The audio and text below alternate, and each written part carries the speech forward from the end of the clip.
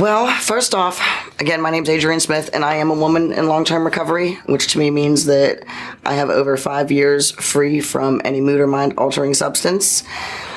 And my family is riddled with addiction, but I know that recovery is possible because I'm living it, but we cannot do this by ourselves, meaning the person in active addiction, we need help.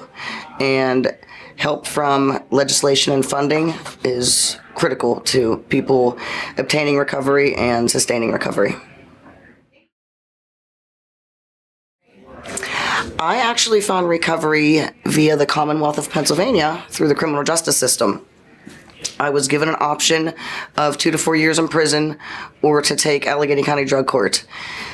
During my active addiction, the disease distorted my perception so bad that I actually thought 2 to 4 years in prison would be better than getting clean. So I wanted to, I wanted to take the offer of going to prison. My husband and I got arrested at the same time. By the time we went to trial, he'd had a year clean, and he convinced me to at least try it. So I went into drug court with the impression that I'm going to lie to them and manipulate and scam and still use. But it was a miracle. From the first day I went to jail was better than the way I'd been living the 10 years prior to going to jail. And that's where my journey started.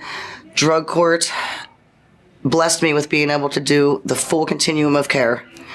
Everything was paid for by the county and by my insurance company, and they knew better than I where I needed to be. So I was placed in a lot of long-term facilities, and then I was able to go back home. When I went home, my husband had 2 years clean. I had 1 year clean. And we're a success story. We're living happily ever after.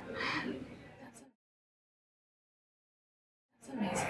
And it's a blessing because, like I was telling you, my family's riddled with addiction. And today, because of recovery, I'm able to help raise my nephew, who really suffers a lot of emotional problems due to the family's active addiction. So I try to be that rock in his life. So as someone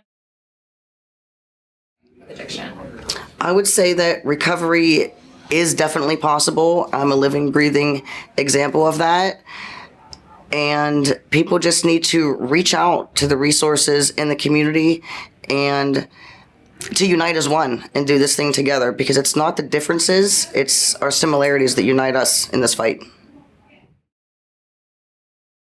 in your addiction, During my active addiction, I never wanted to get clean, ever. During active addiction, I started using at 13 and used until I was 39. Somehow, I was able to obtain a college degree, 2 businesses, 3 homes, 5 cars. I thought that the material things in life were what made my life meaningful. And through my disease progressing, I lost all that. But more importantly, I lost my humanity. I lost my soul. It was just horrible. And I didn't think there was ever a way to get that back. I thought that I had lost so much and dug myself so deep.